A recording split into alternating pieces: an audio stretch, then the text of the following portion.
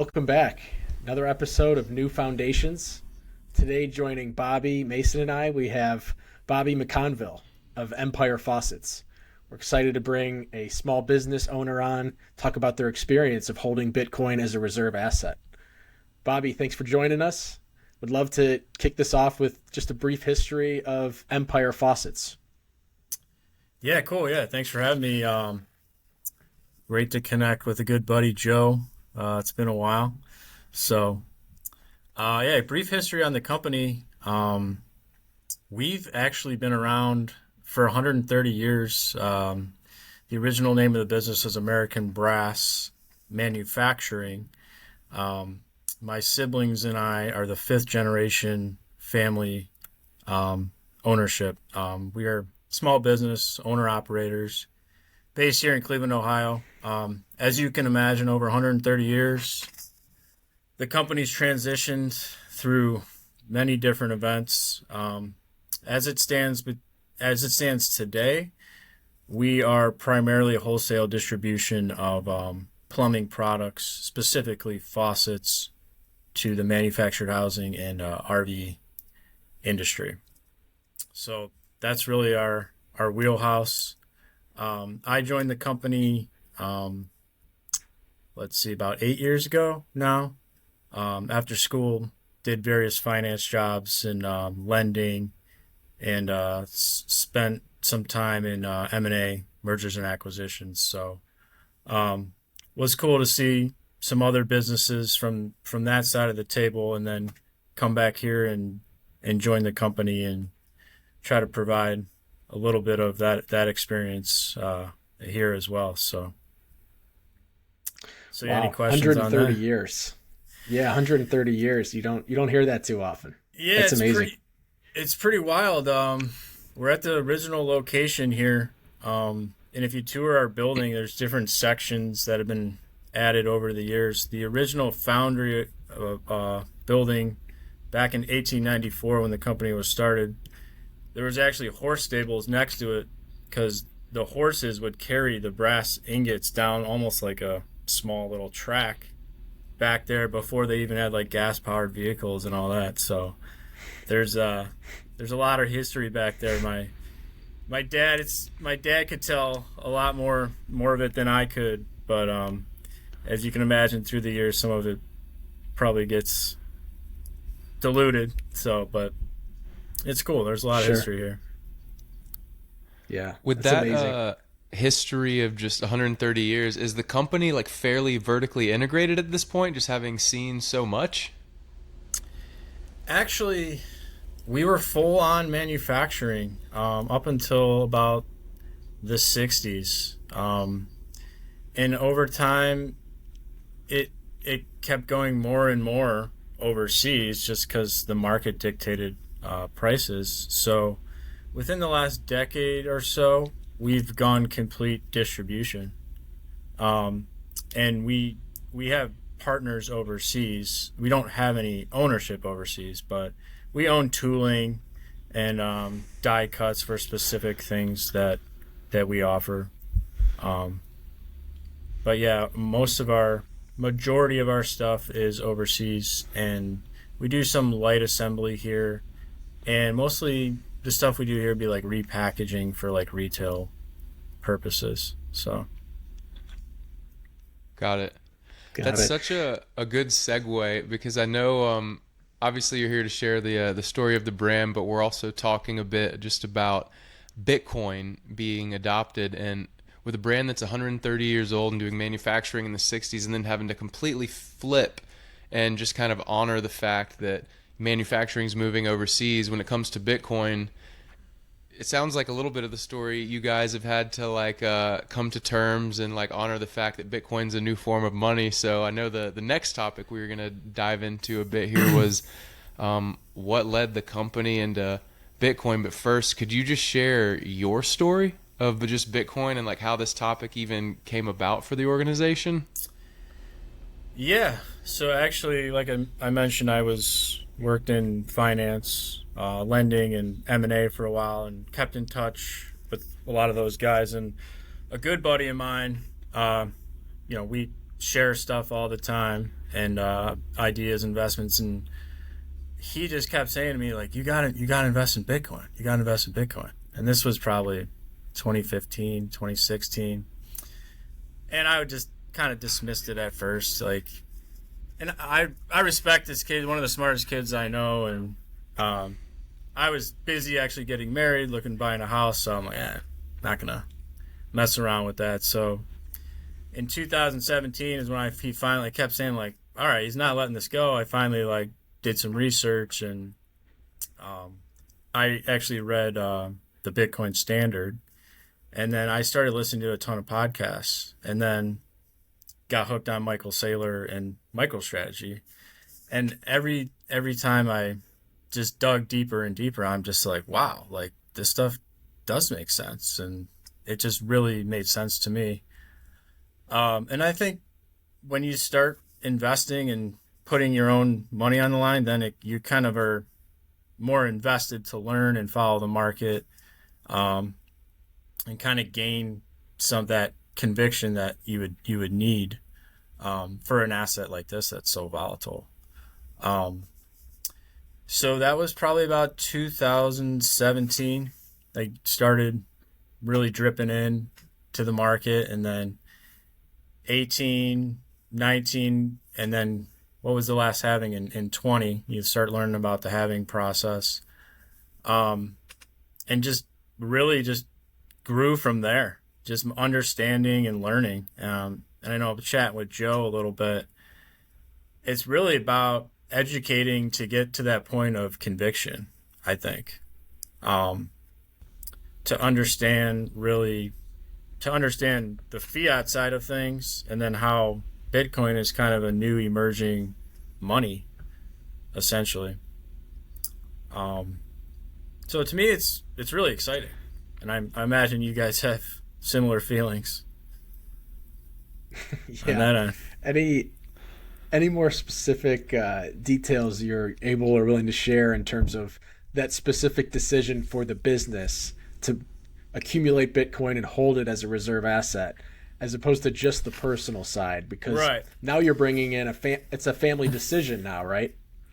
Right. So there's two siblings and I as owner operators here, and then so after my personal experience, I kind of took that same approach here. I'm like, hey, I think this stuff makes sense. So, trying to get them on board in the same type of process of getting them to learn and educate and get comfortable around it and understand the investment perspective. I think in 2021 is when we started making our first investments as a business. So, and from that perspective, it's really just viewed as like a long-term savings, store of purchasing power over time. We kind of view it as at least starting out as a new venture for us, if you will, like committing to at least a 4-year cycle. So I think we're coming up on 4 years pretty soon here. So it's and you've experienced one of those long drawdowns, and here you are on the other side and benefiting from that long-term conviction. That was rough. 22. So starting in 21 and then going through 22, that was a tough one, but I think you probably need to go through that to kind of earn your stripes and the conviction that, and then to see it come back. So that, I think that breeds just more conviction about the asset. So, no question. We are a business first. The main priority is to keep the business sound, and obviously that takes fiat currency. So we invest in our business, we take care of all of our expenses, our working capital we keep adequate. So this would be like retained earnings over time. We felt long term that this was the best asset horse to ride, if you will. I mean, talking earlier about how old we are as a business, that's kind of, we like to say, in our culture is thinking long term. So, and why not get excited about something new? If someone came to you with the opportunity of the internet in the mid 90s and you laughed it off, or the iPhone, hey, my siblings and we still got decades of careers left, so why not? So. And Bobby, it sounds like there's not like a deep board of directors that are kind of like sharpening each other's blades. It's you and a couple of family members. Is that right, if I heard correctly? Right, yeah. Okay. So one thing, like a lot of businesses, at least we're hearing from like Sailor, is there's like this major pain point of, we need to protect our capital. We could return it to shareholders, which dilutes the company.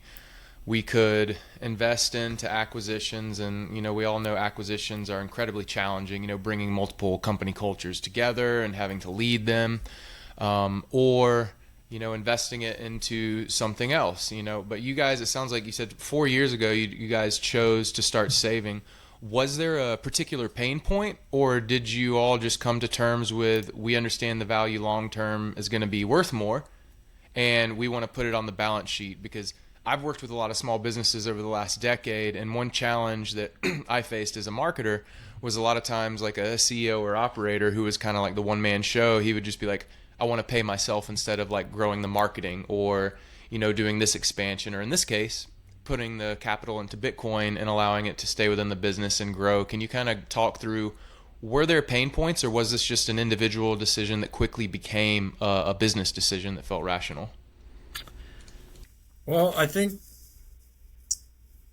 really, probably as a business owner, a lot of people spend most of their time on the P&L, trying to grow sales and profits. And from our perspective, like, I think trying to leverage the balance sheet to grow an asset is really something we wanted to focus on. That long term will improve cash flows down the road. I mean, like you mentioned, you really, from a free cash flow perspective, you have three options when you have excess cash: pay down debt, make an acquisition, or pay yourself. We've chose to try to keep the excess profits within the business and then build up the balance sheet long term. So from the business side, probably the huge challenge for people to wrap their head around is, cash flow. It doesn't produce any cash flow.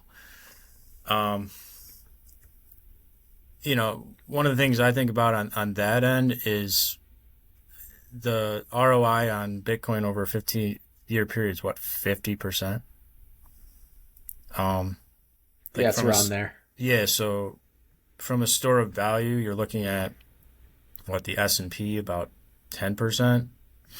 I don't know what real estate does, but the cost of owning a building, not only your time, but maintenance expenses, property insurance, taxes, tenants, versus really your cost of owning Bitcoin is your mental fortitude and conviction of volatility.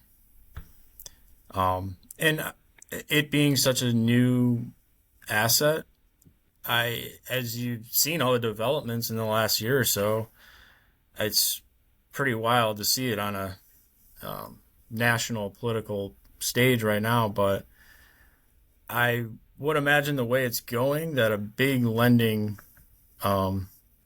environment is on the horizon. So just like owning a home, it's like you want to own a home, but you want to live in it, but you also want to utilize the liquidity of like a equity line of credit or something like that. I envision that will be big. I don't know when, but that will be help improve cash flow for liquidity purposes, and not having to sell and deal with tax consequences. Yeah.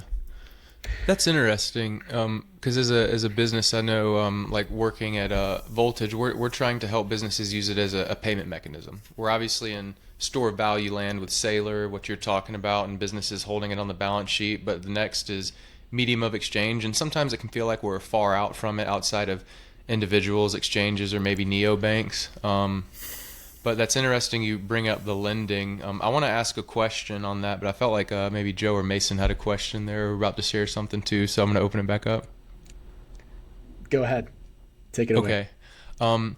So you bring up something really interesting, the lending piece. So, with home equity lines of credit, and for folks listening, maybe I'm sure a lot of you are savvy business folks, so this is clear. But for those maybe who aren't familiar with a home equity line of credit, you can basically take like the equity in your home and get a loan from the bank, and then have capital you can go spend. And some number like what is it, like 40% or what? There's a pretty high number of Americans who are millionaires, but when you take out their the value of their home, that percentage drops to single digits, which is like 8%. So why does this matter? Why is taking a loan against an asset important? It's because a tremendous amount of wealth is locked up in our homes, and right now Bitcoin, like you're pointing out.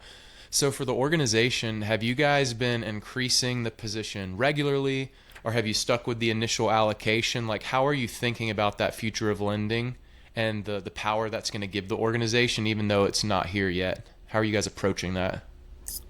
I don't think we've given that too much of a thought. I just think that's a very good possibility sometime in the near future. I don't think we're depending on that by any means.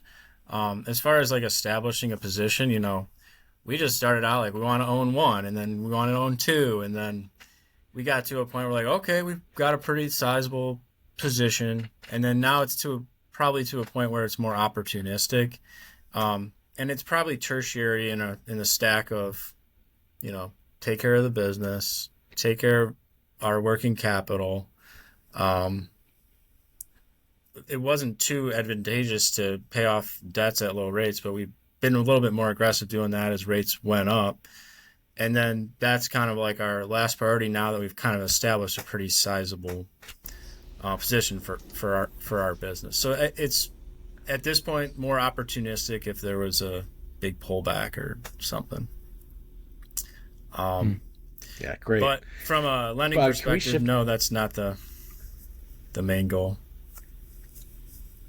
Yeah, I certainly agree with you that Bitcoin as collateral is going to continue to increase in popularity and just the overall appreciation for its collateral properties. But I want to shift gears a little bit and talk about how as a small business, how your expenses have really performed since COVID.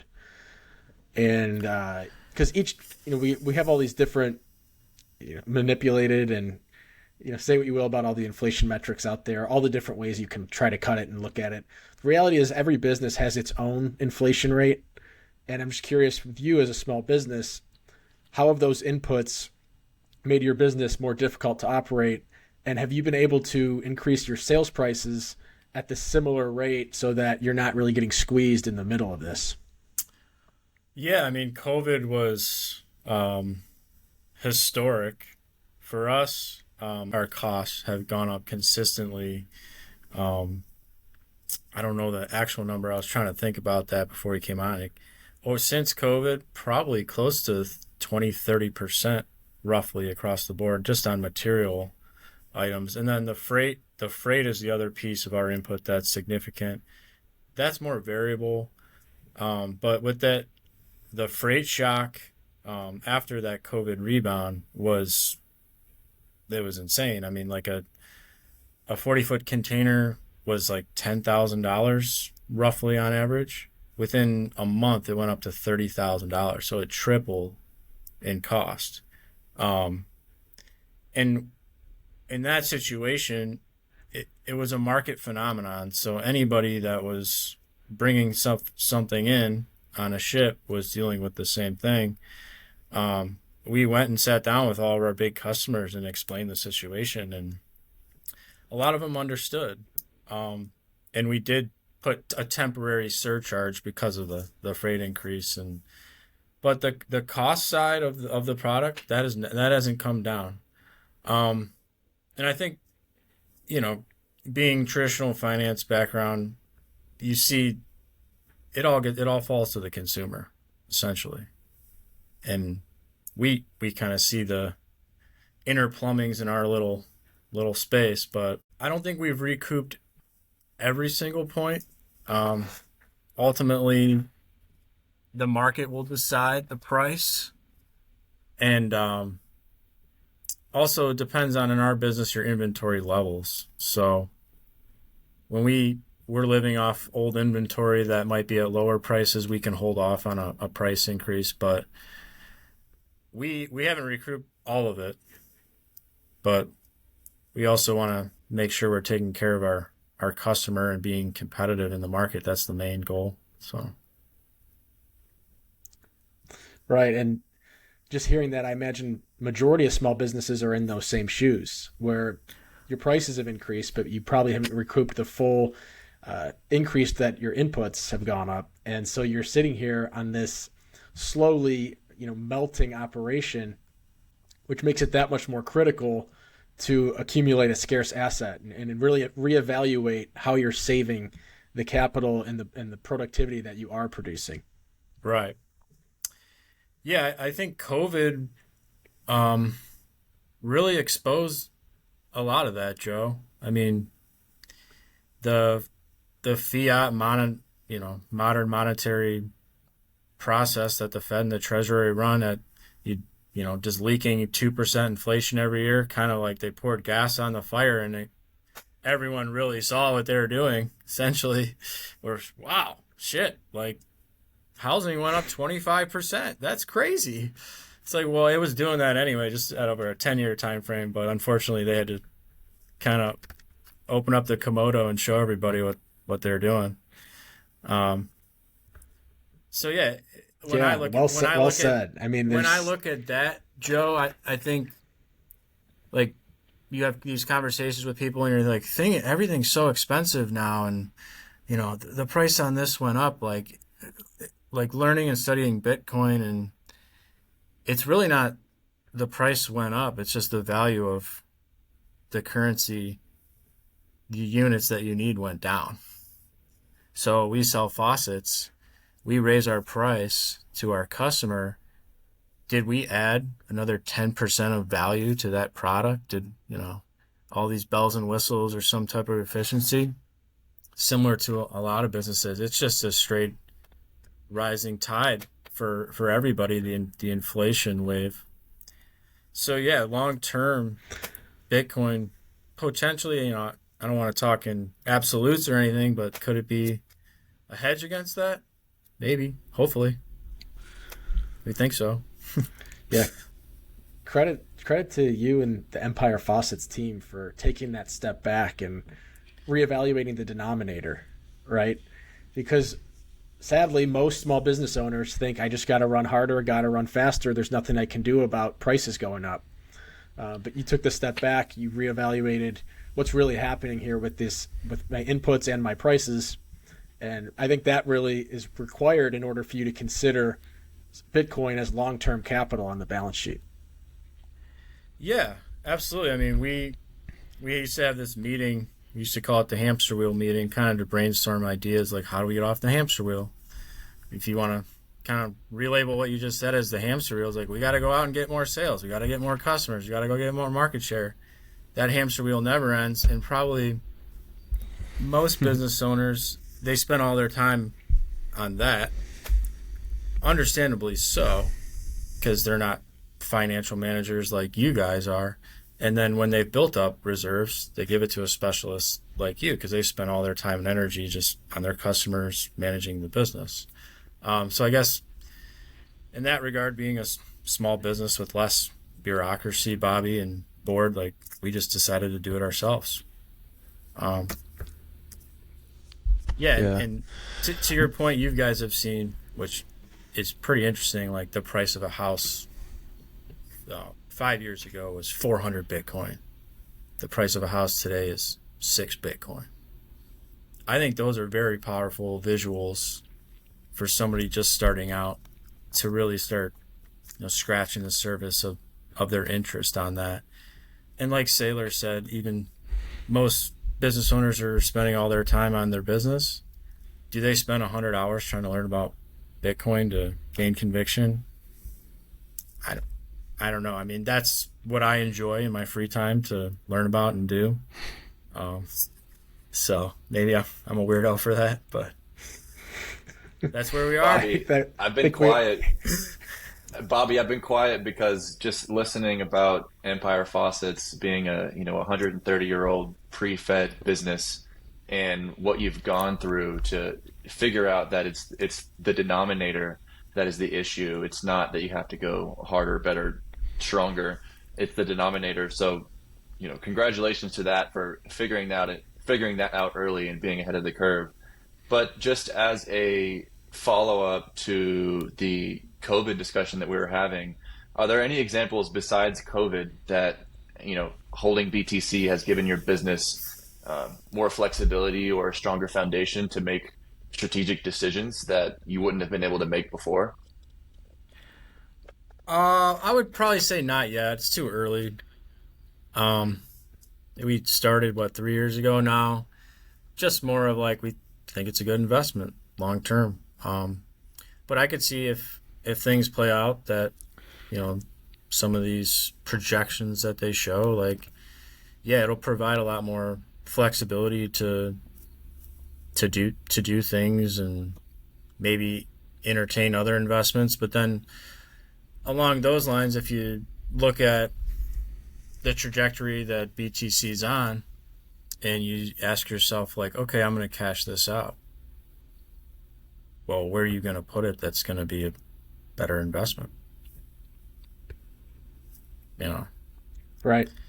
So Yeah, you're touching on something important, which is that once you have conviction in a scarce asset, living through this type of long-term monetary debasement, even if it's at a subconscious level, it just really helps your decision-making process. You have options. You don't have to make quick knee-jerk reactions just to try to get that hamster wheel going faster. So, it's a great question, and it's like we're all kind of feeling that way. I imagine in our personal lives, is like, costs are going up, life's getting harder to afford just a basic lifestyle, but we hold this scarce asset that we have conviction in. So, long term, next 5, 10, 20 years, we have some flexibility because of that. So, Yeah. exactly. That's Bobby, I have a question. Well said, Joe. Oh, sorry. Oh yeah, pardon there. Bobby, the one question I have for you is like, I remember in 2018, 19, and 20, like working with business owners, and every business owner has their certain goal. Some want to have like much faster, heavier growth, like 30, 40%. Some are okay with 10% or say growth year over year, and they're just like really happy with that. And I remember bringing up like right before COVID and during COVID, a business owner who'd be like, we're okay with 8 to 10% growth. We're a mature company. And I just remember when our nation started printing money and just started making like these like drastic monetary changes, like we're talking about the denominator here, I would always try to bring up to them and say, well, how much has the cost of your goods gone up? Because some of them, they are 30, 40, 50, 100%. And we're trying to like measure like what is success for our organization. And if you're getting 10% growth year over year, but your cost of goods are going up maybe like 20, 25%, and you're adjusting prices for consumers, there's now like 3 or 4 like extraneous variables you're having to like mentally juggle. And whenever I would bring that up to business owners, it would just be like, you're right. We need to like think about this differently. And for us as a team who's just sitting at a round table, just saying like, how do we calculate growth? Like what levers do we need to pull? We were aware of it, and I know you're aware of it. Us on the call are aware of it, but it did kind of create some confusion and almost like deer in headlights conversations.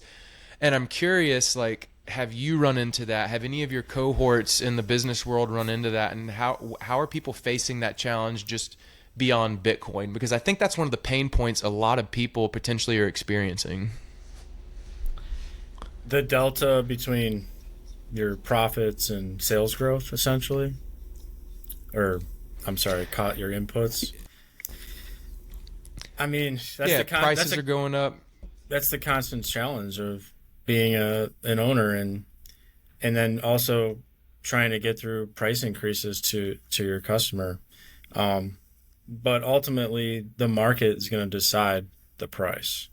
So we can ask for anything that we want, but the consumer and where their source is getting it, they're going to push back and say no. So that's kind of where we land and try to stay close to our customer and provide what we think is our value to them continuously, and the expectation of what we provide to keep doing that. And then price kind of becomes secondary in that situation. Our particular business, we're not a high growth e-commerce platform. The OEM side of our business kind of fluctuates with the business cycle, but we're pretty consistent, steady, low percentage growth. But yeah, the cost side of the business, that's a constant challenge, and you can only really cut to zero, right? So you gotta do something to grow. And this balance sheet piece that we've kind of planted seeds on Bitcoin, hopefully long term that we'll see the fruits of that eventually. So You're on the right track. I think all four of us are confident of that. Appreciate it, Bobby. Yeah, I think we're wrapping up here. You guys, any last thoughts? Any last questions you guys have? The one I would have is I think a lot of business owners, like their hurdle often is educating their team or their board or their family members. If there were any challenges at all, helping your family or your team understand Bitcoin's value prop? If you could share something with business owners as it relates to just clarifying the message of Bitcoin for a business, what would you say? For us, it wasn't too hard because we all kind of think the same way, and done a little bit of their own research on our own. But my advice would be put some skin in the game. Nothing crazy, whatever is material to you, $5,000, $10,000, $20,000, and that initially will just get you invested because your money is on the line. It's a lot different reading an article and seeing the price go up and down when you have money invested versus just reading it with nothing invested. It doesn't mean anything. And then I would say, the sailor approach, put in 100 hours, listen to podcasts, read books, talk to guys like Joe, and I don't know Bobby Mason too much. I'm sure you guys are much more knowledgeable than I am on the subject, but I was a big Twitter guy. I know there's a lot of crap on Twitter, but if you can kind of sift through a lot of the noise on there and find some good guys, that's what I liked. And then, in my opinion, if you just listen to Michael Saylor's, any of his podcasts, I mean, it's kind of mind-blowing, the way he thinks. So yeah, that's actually what I was going to ask you, Robert. I was going to ask you, Robert, as you hold for, your personal balance sheet and your business balance sheet, I listen to a lot of Bitcoin podcasts and I don't hear this get questioned enough. How do you stay educated? What's your favorite way? Is there a certain podcast, or I know you mentioned Twitter or X, but how do you stay on top of Bitcoin news and make sure that you're still confident with your holdings? For me, it's probably too much. I probably need to cut back, like subscribe to all these different things and Twitter, and I'm at the point where it's like I'd rather just ask a guy like Joe, like, hey, what's going on here? And I know Joe's a lot smarter than I am, so I think ultimately somebody needs an advisor. But I think they had to kind of educate themselves, or at least get prompted to by somebody who's already, I'd say has conviction. So, but and from my experience, appreciate the kind. I did jokingly talk to Joe. Michael Saylor's the Godfather, so it's like anything he says, like, okay, that's it. So. listening to him, it makes it hard to argue, really, the way he lays it out so matter-of-factly. Bobby, I'm going to close with just coming back to the way you started that last rip there about getting off zero. I think that's so important. And we've talked on this show before about how when you have zero Bitcoin, you're biased towards believing the headlines and thinking negatively about it. Even if you have literally $10 of Bitcoin, something flips in your brain where you're now, okay, maybe I should just look into this. Maybe I should just give this a fair, unbiased view. I may be proven wrong. I may be proven right. But it's like such a big, important step. So I really liked that thought from you in terms of the best advice to business owners who haven't really considered it before. And thanks for joining us. Empire Faucets. I can tell by you and you say that all your siblings think alike. It's that ability to step back and react and think about the future is why essentially any business can last as long as you guys have. So here's another 130 years of success to Empire Faucets. Oh, I hope so. Yeah. Appreciate that. Yeah.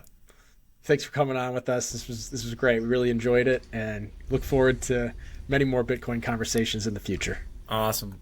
Thanks, guys. Good to meet you all. Thanks, Bobby. See it. See ya. Thanks for listening to this week's episode of the show. A quick reminder that New Foundations is for informational and entertainment purposes, and nothing should be construed as investment, financial, or legal advice. Business owners, business operators, and those who are Bitcoin curious, let's connect. Visit acropolistreasury.com to learn more or to get in touch with our team.